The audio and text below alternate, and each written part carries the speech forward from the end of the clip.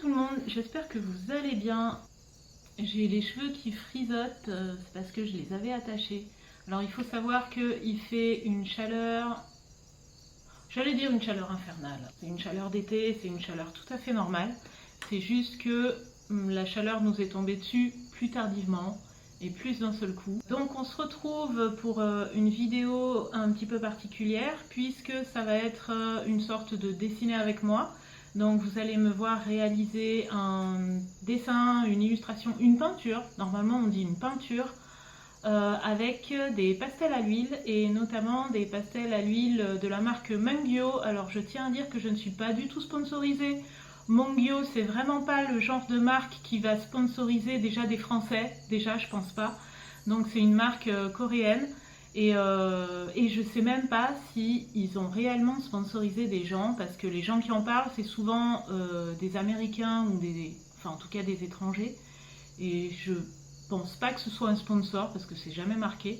Par contre, c'est vrai que c'est une marque qui est hyper appréciée des pastellistes parce que c'est une marque qui est vraiment à la fois très tendre et à la fois pas trop.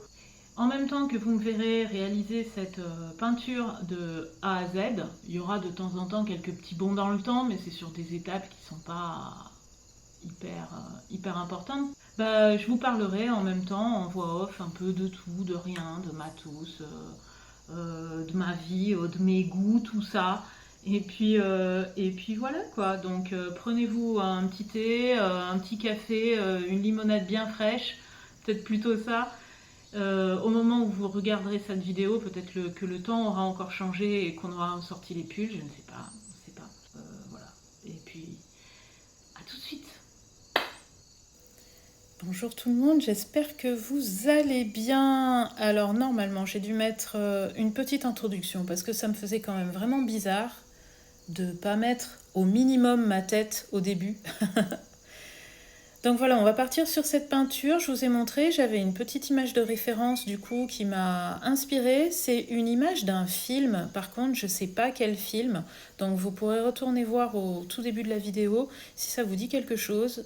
J'ai trouvé cette photo d'une toute jeune fille qui lisait dans l'herbe. Et bien sûr, j'ai un peu modifié. Là je vous montre du coup les nouvelles pastels à l'huile que j'ai reçues.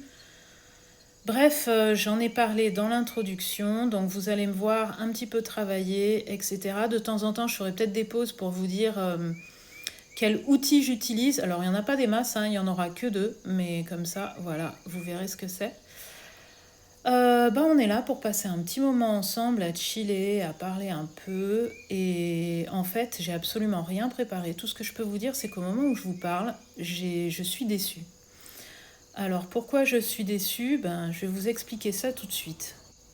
J'ai reçu un appel d'offres. Alors ça n'a rien à voir avec tout ce que je vous ai raconté dans les vlogs précédents. Ça, ce sont des choses qui sont en cours et qui sont toujours d'actualité. Mais j'ai reçu, alors c'était hier ou avant-hier, je crois, un appel d'offres supplémentaire qui me plaisait vraiment bien. Il fallait que je réalise une illustration et qui allait être utilisée en fait sur les réseaux, sur les réseaux sociaux, voilà. Et c'était pour mettre en avant du produit Beaux-Arts. Donc j'étais super contente, surtout que j'étais dans la liste des personnes à qui on a envoyé ça.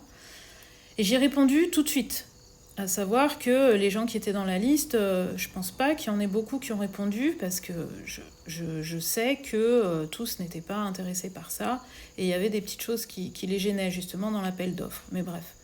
Donc j'ai répondu, j'étais super emballée. En plus, je vous cache pas que moi financièrement, ça m'arrangeait d'avoir ce projet-là supplémentaire.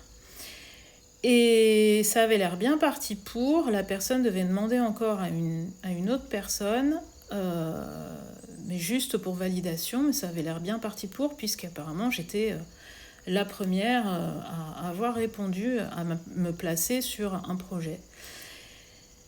Et malheureusement, je viens juste avant là, de démarrer l'enregistrement vidéo, d'avoir une réponse comme quoi, par souci d'équité, ils allaient donner cet appel à projet à d'autres artistes. Alors pourquoi par souci d'équité ? Parce que j'ai réalisé déjà 2 petits projets. Alors, pas pas très très rémunéré, mais déjà 2 petits projets, donc en gros, j'allais intervenir sur un troisième truc, quoi. Et ben ça m'a saoulée en vrai, et voilà, et ça m'a un petit peu fait chagrin, voilà. Et j'ai beau dire que la personne, elle a peut-être pas tort, et je suis d'accord, la personne, elle a peut-être pas tort, et c'est vrai qu'il faut pas que ce soit toujours les mêmes gens qui fassent la même chose. Le souci, c'est que je pense que devait pas y avoir grand monde au portillon non plus, et voilà, et ça m'embête, quoi, parce que bah non, tu travailles trop, donc ça, on te le donne pas. Bah ouais, mais alors pourquoi me le proposer, du coup? J'ai envie de dire. Donc voilà, c'est un peu embêtant parce que moi, quand il y a un projet qui me plaît, je me projette assez vite. Et voilà. Donc je suis un petit peu chafouin, mais je sais plus si chafouin ça veut dire ça, mais bref. Mais, euh, mais voilà. Donc, ma foi, comme on est là pour discuter, comme si on prenait le café ou qu'on était les uns chez les autres entre potes, voilà, du coup, je vous le dis. Sinon, de quoi est-ce qu'on pourrait parler encore? Il y a un truc aussi que j'ai remarqué. C'est marrant, ça fait un peu comme du stand-up. Ah, je sais pas si vous avez remarqué. Non, là, je vais quand même pas aller dans cette direction-là. Non, mais il y a un truc que j'ai assez remarqué, c'est que on est quand même très très vite mis dans des cases selon ce qu'on dessine, etc. On doit correspondre à comment est-ce qu'on peut dire à tel mannequin de personne, en gros. C'est-à-dire que moi, c'est vrai que je fais des illustrations qui sont plutôt douces. J'avoue qu'ils sont plutôt douces. Alors, il y en a qui les trouvent nostalgiques. En fait, j'ai remarqué que la plupart des gens qui me disent que mes illustrations sont nostalgiques, souvent c'est simplement parce que mes illustrations ne sont pas humoristiques, en fait. Donc, du coup, les gens les trouvent nostalgiques. Mais c'est vrai que je fais plutôt des illustrations douces et j'aimerais beaucoup faire des têtes arrachées, des boyaux qui volent, etc. Mais, euh, mais curieusement, même quand j'essaye de faire un monstre, il est mignon. Il y a qu'à voir le dernier Cthulhu sur mon compte Instagram. C'est un Cthulhu qui est trop mignon, quoi. Et, et c'est vrai que j'ai un peu du mal à faire des choses qui font peur. Alors, je m'en sors un peu mieux quand je travaille sur les yokai, sur les esprits japonais. Je peux me permettre d'aller un peu plus vers des trucs un petit peu dérangeants et un petit peu angoissants. Mais moi, ça va rarement dépasser le stade du dérangeant, en fait. Ça va être juste un peu éventuellement dérangeant ou intriguant, mais voilà, dans l'ensemble, ça reste quand même assez doux ce que je fais.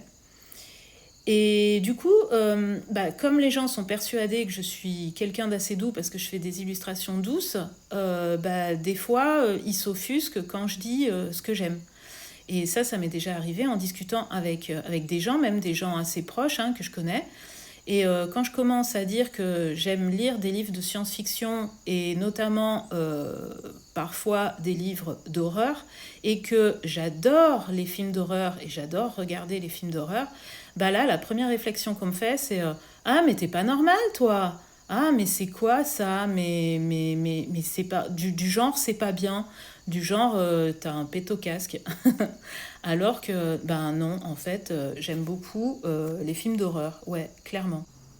Et en fait, pourquoi je vous parle de ça? Parce que c'est. Alors, je crois que c'est peut-être pas la dernière vidéo, ça doit être l'avant-dernière vidéo de Ectomorph, qui est une artiste française qui vit à Berlin, si je me trompe pas, enfin en tout cas en Allemagne. Ouais, si je crois qu'elle est à Berlin, ouais. Et elle-même, elle est fan, alors j'allais dire de techno, mais non, c'est pas de la techno, d'électro en fait. Elle est fan d'électro, mais vraiment de vrai gros électro. Alors moi, je m'y connais pas assez, donc du coup, je vais pas utiliser les termes pour éviter de, de me ramasser, quoi. Mais vraiment, les gros concerts électro avec de la musique, des gens fluo dans tous les sens qui sautent, éventuellement de la fumée, etc. Donc elle est vraiment fan de ça et elle n'écoute que ça. Et c'est vrai que dans le monde de l'illustration, des fois on est un peu étonné de voir des gens qui aiment des choses qui sortent du dessin, qui sortent de la musique juste chill et tranquille et douce, qui sortent des goûts juste de piano tranquille, etc. Et j'avoue que moi aussi j'avais réfléchi à ça et je m'étais dit c'est vrai qu'on nous case quand même tellement dans des tiroirs que à partir du moment où on dit qu'on a des goûts qui sortent un peu de l'ordinaire, on commence à nous regarder comme si on était limite des êtres abjects. Alors moi d'autant plus parce qu'en plus j'aime les films d'horreur. Alors pourquoi j'aime les films d'horreur? Ben, je vais vous demander, avez-vous déjà regardé des films d'horreur? Je pense qu'il y en a certains, ils vont dire non, j'aime pas du tout ça, etc. J'aime pas avoir peur et tout. Et ça, je peux tout à fait le comprendre. Moi, c'est quelque chose, la peur, qui me bloque pas. Au contraire, j'aime bien, je ressens des trucs. Du coup, j'aime beaucoup. J'aime beaucoup ça parce que ça me fait vraiment ressentir des trucs. Après, je suis d'accord, hein, on peut aussi ressentir des trucs avec des drames et tout, bien évidemment. Hein. Mais voilà, la peur pour moi me procure des sensations qui sont aussi de l'ordre du vivant et c'est pour ça que j'aime bien les films d'horreur. Mais le tout premier vrai film d'horreur que j'ai vu, alors ça va vous faire marrer, il y a vraiment des fans de films d'horreur, ça va vous faire marrer parce que c'est carrément, enfin pas vraiment un film d'horreur, mais le tout premier film que j'ai osé regarder quand j'étais ado, non pré-ado, je crois que c'était pré-ado, c'était Entretien avec un vampire. Ouais, Entretien avec un vampire avec Tom Cruise et Brad Pitt, avec Tom Cruise et Brad Pitt. Et clairement, alors en plus du côté pas dégueulasse de Tom Cruise et de Brad Pitt, en fait, je me suis rendu compte que franchement, il y a des moments qui font quand même peur, il y a des moments qui sont hyper macabres. On va pas dire que c'est du soft à 100% non plus, hein. Il y a des passages qui sont quand même un peu sales, hein, on va dire. Ça fait longtemps que je l'ai pas revu, donc je sais pas du tout s'il a bien vieilli ou mal vieilli. Hein. Je l'ai pas revu depuis très très longtemps. Mais à l'époque, ça faisait quand même pas mal sensation. Les effets spéciaux pour l'époque étaient bons. Et puis, c'était une esthétique que je m'autorisais pas à regarder parce que j'étais persuadée d'avoir très très peur. Et il faut savoir que quand j'étais enfant, je faisais des cauchemars de ouf. Oh, je fais un petit point outil, mince, j'ai complètement oublié. Alors, vous m'avez déjà vu utiliser pour le fond vert une gomme, une simple gomme en plastique blanche de type, vous savez, les gommes Stanley là qu'on trouve en bureautique, donc les simples gommes blanches que j'ai taillées en plusieurs bâtonnets pour en avoir plusieurs. Et là, ce que j'utilise, c'est un pinceau en silicone, c'est-à-dire qu'au bout, c'est pas des poils. Au bout, c'est une pointe en silicone. Alors, il y en a de différentes marques. Celle-ci, je ne sais plus trop ce que c'est. Et il y a différentes rigidités de pointe. Comme moi, je voulais une toute petite pointe. J'ai pas trop eu le choix. Du coup, j'ai la pointe extra souple qui fait très fragile. Mais sinon, il y a 3 niveaux de rigidité de pointe. Il y a l'extra souple, la médium, la moyenne et la plus rigide qui, je crois, est grise, il me semble. Et il y a toutes sortes de formes, type spalter, type pointu, etc. Et toutes formes et toutes tailles. Et ça, normalement, ce sont des outils que certains utilisent pour la peinture, d'accord, mais en majorité, normalement, c'est pour la sculpture. Mais vous les trouvez au rayon des pinceaux. Et c'est vrai que pour faire du pastel à l'huile, c'est super. Regardez là, par exemple, pour faire un trait, il suffit que je le passe sur un bâtonnet de pastel. Alors, il faut qu'il soit un peu chaud. Si jamais vous travaillez l'hiver, essayez de souffler de l'air chaud dessus, histoire de le ramollir, et vous arrivez comme ça à faire des détails hyper précis. Alors, comme ma boîte aussi de pastel à l'huile est toute neuve, du coup, mes bâtonnets de pastel sont aussi tout neufs et ont des bouts pointus, donc ça aide aussi pour faire les détails, ça c'est clair. Donc, j'en reviens au fait que je kiffais les films d'horreur, mais il faut savoir que donc quand j'étais petite, je faisais énormément de cauchemars. Et pourquoi? Parce que j'avais été traumatisée par le clip Thriller de Michael Jackson. Je l'avais vu trop jeune en fait à sa sortie. Il était sorti en 84 ou en 85 je crois. Et je l'avais vu à la télé et j'aurais pas dû le voir toute seule. Donc du coup j'ai fait des cauchemars pendant très longtemps. Et c'est à cause de ça que même pré-ado, j'osais pas regarder des films d'horreur ou des films qui avaient l'air de faire un petit peu peur. Et Entretien avec un vampire était le premier que je me suis autorisé, bien évidemment avec des copines. Et voilà, et en fait, j'ai kiffé. Alors, qu'est-ce que j'aime en fait là-dedans? C'est pas les films gore. Ça, non pas que ça me dérange, je peux tout à fait les regarder, mais je m'ennuie profondément et je trouve ça un peu dégoûtant et ça me plaît pas. Moi, ce qui m'intéresse surtout, ce sont les films dits d'épouvante. Pourquoi ? Parce que très souvent, il y a des beaux décors, pas dans tous, mais très souvent, il y a des beaux décors. Il y a de la recherche au niveau soit des fantômes, parce que souvent les films d'épouvante, c'est des fantômes, soit de créatures, soit de monstres, etc. Et moi, c'est ça que j'aime bien. Faut pas oublier quand même que je kiffe l'image. Et c'est pour ça que je suis hyper attachée aux ambiances et aux images, en fait. Donc c'est pour ça que je suis plus tournée vers les films dits d'épouvante. Les films gore, c'est quelque chose qui me plaît pas tellement. Et les slashers, j'en ai vu quelques-uns avec des amis, mais c'était plus pour faire plaisir aux amis. Parce que les slashers, c'est un peu pareil, je m'ennuie assez vite. La routine de savoir comment les personnages vont se faire trucider les uns après les autres, bah, au bout d'un certain temps, ouais, ça m'ennuie un peu, quoi. Mais voilà, et je trouvais ça assez rigolo de voir que Ectomorph elle-même se faisait la réflexion de pourquoi est-ce qu'on n'aurait pas le droit d'aimer des choses qui sortent un petit peu de la ligne un peu chill et trendy qu'on trouve sur toutes les vidéos Instagram, toutes les vidéos YouTube d'art. Et c'est vrai que moi, je m'en tiens essentiellement à vous montrer de l'art, peut-être parfois des sorties ou des voyages quand j'en fais. Là, je vais partir dans pas longtemps. Je ne sais pas si je ferai une vidéo sur ça ou pas. Je verrai aussi en fonction de mes possibilités sur place, d'ailleurs, parce que c'est pas sûr du tout que je puisse filmer. Je ne serai pas seule. Et voilà. Et c'est vrai qu'elle se demandait... mais pourquoi on n'aurait pas le droit d'affirmer aussi des goûts qui sortent un petit peu de ce côté hyper lisse de l'illustrateur, etc., qui doit boire du matcha latte, qui doit mettre que du lofi en fond sonore. Alors moi, je vous avoue que souvent, c'est ce que je vous mets, parce qu'en plus, ça fait partie des musiques libres de droit. J'essaye quand même d'avoir des choses un petit peu plus ambiantes que lofi. Après, le lofi, des fois j'en écoute en fond sonore. Quand je fais mes factures, c'est ce que je mets habituellement. Mais quand je suis dans l'étape créatrice, j'écoute plutôt soit de l'ambiante, soit après toutes sortes de musiques, puisque j'aime de toute façon à peu près tout. Voilà, et c'est vrai que quand j'avais vu qu'elle en parlait, ça m'avait fait un petit peu marrer de me dire, ah ben tiens, t'es pas la seule à te faire la réflexion que on commence à être un peu dans un stéréotype dans toutes ces vidéos sur l'art.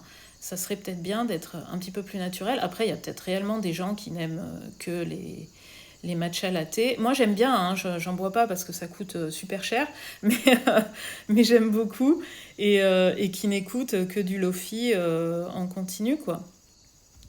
Après, vous savez, ces vidéos tout chill, c'est tout à fait le genre de truc que moi aussi je regarde, hein. Donc attention, hein, je critique pas. C'est juste que il faut accepter aussi qu'il y ait des choses un petit peu différentes. Et il faut pas nous mettre tous dans les mêmes cases, etc. Nope. Bon, sinon, pendant que vous êtes là en train de tremper votre petite madeleine pure beurre dans votre thé glacé, est-ce qu'on fait ça en vrai? Est-ce que c'est bon? Quoique je me souviens, quand j'étais enfant, ça m'arrivait des fois de tremper des madeleines dans du jus de pomme. Et je me souviens, c'était ultra bon. Oh punaise, maintenant que je dis ça, j'ai trop envie de boire du jus de pomme avec des madeleines. Oh là là, faut que j'en achète, sérieux. Bon, je m'en vais dans pas longtemps. Ouais, sinon, de quoi je pourrais vous causer aussi j'ai terminé le livre que j'avais débuté, cette phrase est complètement débile, mais c'est vrai, qui s'appelle Les disparus de Blackmore. Alors, je vais vous mettre titre et auteur dans un petit coin d'image, même si c'est un peu hors sujet, c'est pas grave. Je vais vous dire ce que j'en ai pensé. C'est un livre qui est très sympa. C'est clairement pas le livre du siècle. C'est un livre qui est écrit pour qu'il soit très facile à lire. Donc là, vous en tirez vous-même vos conclusions. Je dis pas qu'il est mal écrit. Non, non, c'est que c'est un livre qui est vraiment facile à écrire, facile à... Oh, le lapsus de ouf. Désolée l'auteur, hein, je voulais pas du tout dire ça en plus en vrai. Non, non, donc c'est un livre qui est très très facile à lire. On s'ennuie pas, l'action démarre assez vite. Bien évidemment, il y a une forte accélération vers la fin. Sinon, ça parle de quoi? Ça parle d'une enquête un peu mystérieuse qui se passe au tout début du XXe siècle sur une île isolée. Et les deux personnages principaux sont assez charismatiques et très sympathiques. Alors, très très très caricaturaux aussi. Donc, on a une jeune Française, un peu garçon manqué, qui forcément choque les hommes à son époque parce qu'elle a fait des études pour entrer dans la police criminelle. Et donc pour elle, là, ça va être sa première enquête. Elle est embauchée par une mystérieuse personne. Bon, je vous en dis pas plus, vous lirez ça. Et le second personnage est un détective privé anglais avec une moustache bien taillée. Alors ça peut vous rappeler quelque chose. De toute façon, ce livre est un hommage à peu près tout ce qui s'est déjà fait. Et c'est voulu, hein, c'est voulu par l'auteur. Et ce personnage a une canne, etc. Il a la particularité plutôt sympathique qui là nous fait dire vraiment qu'on est dans un livre très contemporain. Hein. Le livre est sorti en 2023, donc il est tout récent. C'est un personnage qui est gay et qui est hyper sympa, hyper attachant. Vraiment, les deux sont très sympas. Et c'est assez rare que moi, j'aime bien les deux personnages principaux quand il y en a deux. Mais là, c'est le cas. Par contre, niveau personnages secondaires, ils sont très très peu traités. Donc, on ne peut pas trop s'attacher. Et c'est pour ça que, heureusement, que l'attachement aux deux personnages principaux est important. Parce qu'on se fiche un tout petit peu du sort de ce qui peut bien arriver aux autres personnages. Alors bien sûr, il y a un peu de mystère, il y a des ambiances, à un moment donné, il y a une ambiance qui rappelle beaucoup Shutter Island, donc le roman graphique, mais surtout le film, l'adaptation qui est sortie avec Leonardo DiCaprio, que j'aime aussi beaucoup d'ailleurs, autant Leonardo DiCaprio que l'adaptation de Shutter Island. Donc il y a une ambiance comme ça à un moment donné dans un hôpital psychiatrique qui fait un petit peu penser. Très souvent, il y a du vent ou de la pluie, où on est en période de soirée. Parfois, il y a des ambiances qui rappellent presque l'inspecteur Barnaby à la télé, parce que ça fait un peu petit village qui vit un peu reclus sur lui-même avec des commérages, etc. Et puis, il y a un petit peu de surnaturel, puisque l'auteur est un grand adorateur de Lovecraft, et notamment de toute la série de Cthulhu et des Grands Anciens. Et ce qui fait que vous avez comme ça des thématiques qui rappellent énormément, alors vous imaginez énormément que le mot s'écrit en géant sur l'écran, qui rappelle énormément ça, et c'est totalement voulu, c'est annoncé dès la préface, je crois. Enfin, en tout cas, c'est annoncé tout de suite. Donc, ce ne sont que des clins d'œil à des choses qui se font déjà. Il y a des clins d'œil à Arthur Conan Doyle. Il y a plein comme ça de clins d'œil à des films aussi, bien sûr, puisque c'est un ouvrage qui a été écrit il n'y a pas si longtemps. Voilà, il se lit franchement assez vite. Est-ce que je vous dirais pas qu'il s'oublie aussi assez vite? Un tout petit peu quand même, hein, un tout petit peu. Mais je pense que ça peut être un bon livre pour l'été, si ce n'est que je crois qu'il n'est pas encore sorti en poche, et en format grand livre, il est un peu gros, donc c'est un peu pénible pour la valise, mais si jamais vous partez en voiture quelque part, que vous n'êtes pas gêné par le poids, clairement oui, c'est un livre qui se lit plutôt facilement. Donc je vous conseille, si vous aimez pas trop lire, que vous avez envie de vous mettre dans quelque chose qui n'est pas prise de tête, histoire de malgré tout voyager un petit peu et avoir de quoi vous mettre sous la dent si vous n'avez pas une connexion pour voir Netflix, n'hésitez pas. Franchement, c'est un bon bouquin, prenez-le en bibliothèque, trouvez-le en seconde main. Moi, j'ai trouvé dans une cabane à livres, je vais le garder quelques temps, et puis je pense qu'après, je le remettrai peut-être dans la cabane à livres, c'est possible. En tout cas, je vais checker ce qu'a fait d'autres cet auteur, parce que ça peut être assez sympathique. Et voilà, donc comme ça, je vous aurais fait en plus un petit topo livre au passage. Avant de revenir à des considérations un petit peu plus artistiques, je voulais aussi vous dire que je vais partir dans pas longtemps. Alors, j'aurai un peu de connexion internet malgré tout, même si je pars faire un road trip en Irlande du Nord, voilà, avec une amie. Mais donc d'ailleurs, il va falloir que je laisse mes clés au gardien ici, pour s'occuper notamment de Narco, qui ne peut pas s'occuper de lui tout seul et qui a besoin d'une présence constante en fait. Bon bref, je vous épargnerai les quelques problèmes avec le chat. Ce qui fait que je ne sais pas s'il y aura une vidéo tout de suite après celle-ci. Celle-ci déjà est programmée. Donc ce que vous voyez, ça a été programmé puisque je suis actuellement en voyage. Donc c'est pour ça que si je ne réponds pas tout de suite à vos commentaires, ne le prenez pas mal. Mais j'y répondrai. Donc c'est pour ça, n'hésitez pas à m'en laisser parce que moi j'ai bien envie de vous lire et de connaître notamment vos goûts qui sortent éventuellement un peu de l'ordinaire, etc. Si vous avez les mêmes goûts que moi ou des goûts différents, n'hésitez surtout pas. Je vais revenir un peu sur le matériel donc, que j'utilise. Le carnet que vous me voyez utiliser là, c'est un carnet Hahnemühle, 200 grammes, pas 100% coton, c'est du papier cellulose, mais qui est fait normalement pour supporter l'aquarelle.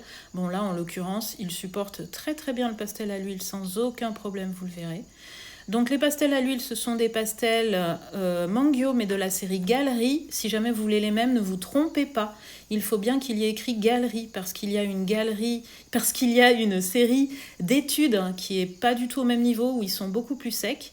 Donc prenez bien ceux où il y a écrit Mangyo Galerie, si jamais ça vous intéresse. On ne les trouve que sur Internet. Méfiez-vous, les magasins, je crois, Rougier Pied en ont, mais ce ne sont pas la bonne série. C'est la série qui sont beaucoup plus sèches. Voilà. Donc je ne mets pas de fixatif là puisque c'est protégé dans le carnet, il n'y a pas besoin, sinon j'utiliserai plutôt de préférence le fixatif liquide dont j'ai déjà parlé dans des vlogs précédents.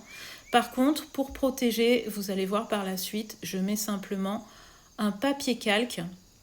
Et ça fonctionne très bien. Donc je scotche un petit papier calque. Ça évite les frottements répétés et ça fonctionne très très bien. Et il faut savoir aussi que ces pastels à l'huile tiennent aussi très bien sur cette surface. Donc ça pose pas de gros problèmes. Voilà, écoutez, j'espère que ça vous aura plu, que le petit passage discussion devant la table basse et le verre de jus de pomme avec la madeleine vous aura également plu. N'hésitez pas à liker, à lâcher un petit commentaire, à vous abonner si vous avez envie, à aller voir la description. Il y a des choses éventuellement qui peuvent vous intéresser. Moi, je vous fais de gros bisous et je vous dis à plus et restez créatifs. Et tenez-vous au frais.